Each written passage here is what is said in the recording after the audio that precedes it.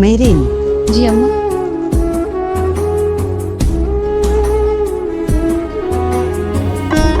শোনো, আমার তো দুইটা ছেলে, বুঝছো?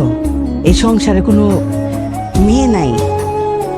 ওই যে ফাতিমার মেয়ে ফারহানা, ওর এই বুকে জড়ায় ধরে মেয়ের অভাব পূরণ করছি। কিন্তু এই যে এত বড় একটা সংসার চালাই, তো যে মায়েরা নাকি অনেক বড় সংসার চালায়, সেই মায়েরা সবার কাছে ভিলেন থাকে, কারণ তার অনেক দায়িত্ব কর্তব্য পালন করতে হয়। সংসারে বেকার ছেলে, আমার স্বামী রিটায়ার্ড, আমার অনেক দায়িত্ব।